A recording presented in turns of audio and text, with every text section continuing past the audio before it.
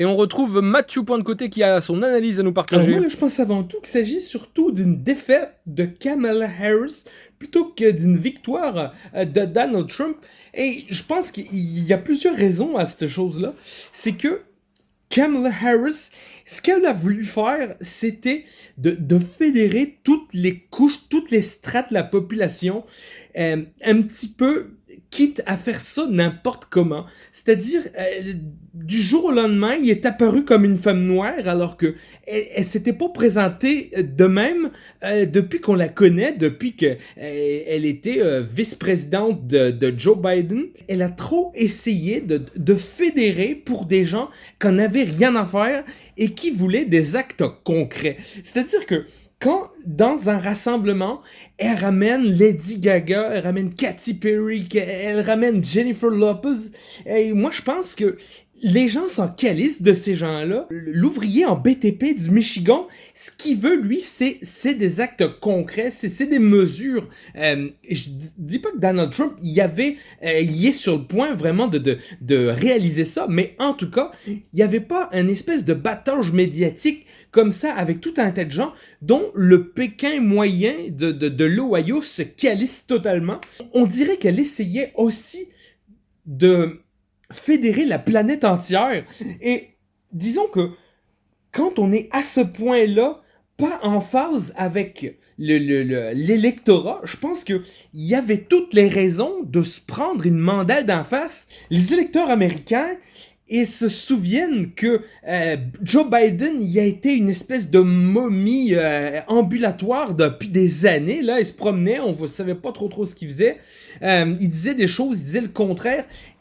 C'est-à-dire que l'Amérique passait vraiment pour des clowns aux yeux du monde entier, là. Et c'est sûr que c'était une move très ambitieuse, là, très bien pensée, d'avoir retiré le vieux fossile là, de la course à la présidence. Mais ça s'est fait vraiment beaucoup trop tard, selon moi. Parce que Kamala Harris, elle aurait pu s'éviter, elle aurait pu gagner beaucoup plus de points dans l'électorat s'il n'y avait pas tout ce passif avec les démocrates qui ont laissé faire Joe Biden qui manifestement était atteint de sénilité. Ça, la sénilité, c'est quelque chose, on rigole beaucoup avec ça dans les films et tout, mais ça, c'est quelque chose, quand c'est quelqu'un qui doit être à la tête d'un État, à la tête d'un pays entier, et là je parle bien d'un pays entier, faut pas vraiment que on ait une espèce de Joe, Sleepy Joe, comme l'appelle Donald Trump, une espèce de Sleepy Joe qui sait pas dans quel sens il va, qui reste comme ça pendant des heures, regarde quelque chose dans le vide, on sait pas s'il vise une mouche ou si il fait encore un autre AVC, là. Moi, je pense vraiment que Kamala Harris, elle représentait rien ni personne, là. On a fait ça des montages, on a vu différents meetings qu'elle a fait.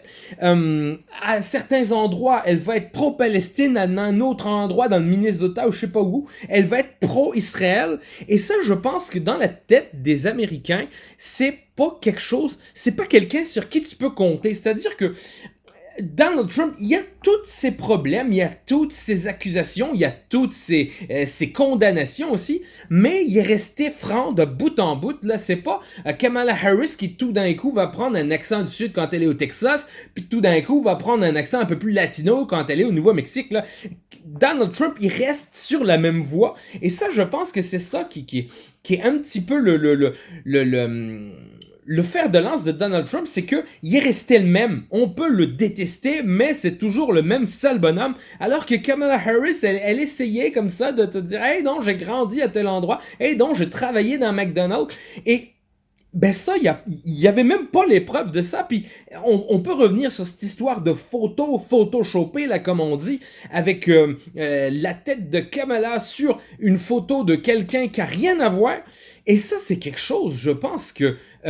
c'est pas que Donald Trump, il était un excellent candidat. C'est surtout, je pense que Kamala Harris, elle a perdu quand même. Elle a perdu quand même parce que ils ont fait n'importe quoi. Ils ont fait n'importe quoi en se disant que s'ils permettent ceci, permettent cela, permettent ceci, permettent cela, ils auront automatiquement les voix des gens qui étaient les voix des gens qui étaient visés. Alors que ce que veulent les Américains, c'est de la stabilité, c'est pas de la versatilité.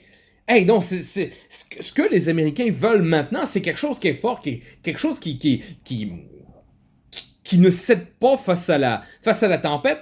C'est-à-dire que rien que le fait de ne pas avoir fait de discours de perte lors de l'annonce des résultats, ça c'est quelque chose qui joue vraiment en la défaveur de Kamala Harris, parce que je dirais qu'elle a montré aux Américains qu'elle ne pouvait pas accepter la défaite, elle pouvait pas se dire bon ben pas grave, dans 4 ans je reviens et puis c'est pas grave pantoute, là je peux redevenir plus fort, puis l'autre là il aura 82 ans, là, c'est pas grave. Ça montre, je pense que elle était certaine, un petit peu comme Hillary Clinton en 2016, elle était certaine ça de gagner parce que elle était, je pense, dans son... Je veux même pas parler de wokisme à ce niveau-là. Elle était certaine qu'elle allait gagner parce qu'elle représentait le camp du bien.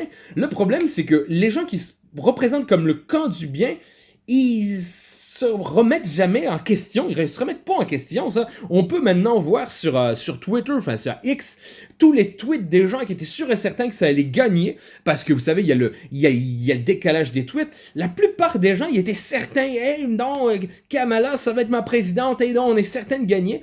Et je pense que face au mur du réel, alors on parle encore de mur façon Donald Trump, face au mur du réel, la plupart des gens se sont écrasés la face parce que le réel, il est là, et le réel, c'est que les Américains, même que ce soit même que ce soit le CSP++, ou que ce soit l'ouvrier du bâtiment du Dakota, là, ce qu'ils veulent, c'est le pouvoir d'achat qui revient, c'est pas forcément les questions de transidentité, ça, les gens s'en calissent de ces choses-là. Et disons que Kamala a essayé de plaire à tout le monde, là, mais en essayant de plaire à tout le monde, elle est devenue une espèce d'entité dans laquelle personne ne peut se reconnaître à 100%, alors que les Blancs américains, les Latinos, même les Noirs, ils ont fini par voter pour Trump, alors qu'on peut se souvenir de cette espèce de petit clip de Barack Obama qui parle à des hommes noirs et dit « Hey donc, vous êtes noirs, et votez donc pour Kamala ». Le problème, c'est que les choses fonctionnent pas comme ça, c'est pas, on peut pas dire « Hey donc, on est de la même couleur de peau, je vais voter pour toi ». Il y a pas cette espèce d'histoire de tribalisme, parce que il y a des gens qui sont au-delà de ça, et pourtant c'est eux qu'on appelle les racistes. Donc c'est une chose assez difficile, assez très très intéressante pour moi, un sociologiste, à étudier, mais si on va plus loin que l'analyse du wokisme et tout ce genre de choses, c'est que Kamala, je dirais que même face à la médiocrité de Donald Trump, les démocrates se sont crus être encore moins médiocres, alors qu'il était encore plus. Je sais pas si je suis très clair, là, mais disons que Kamala Harris, c'était l'élève première de la classe, mais qui se rend pas compte que, première de la classe, c'est pas ce qu'il faut pour gagner aux élections américaines. Là, c'était avant tout un concours de popularité. Puis Kamala Harris, c'était pas quelqu'un de très populaire, là. Elle est peut-être populaire chez nous en France, elle est peut-être populaire dans d'autres pays, surtout si on voit que ça qu'elle ramène Lady Gaga, Katy Perry et tout un tas de chanteuses, mais qui parle pas au Pékin moyen de Cincinnati, par exemple, et que ça c'est quelque chose qu'ils ont du mal. En tant que police du monde, ils ont l'impression que tout le monde entier, ils vont voter pour eux, alors qu'à un moment, le mur du réel, c'est que, tous les gens qui votent un peu LFI en France, ils auraient bien voté pour Kamala Harris, mais c'était pas comme ça que ça fonctionne. Et je pense qu'elle a voulu trop plaire au monde entier avant de devoir plaire d'abord aux Américains. Merci Mathieu pour votre analyse.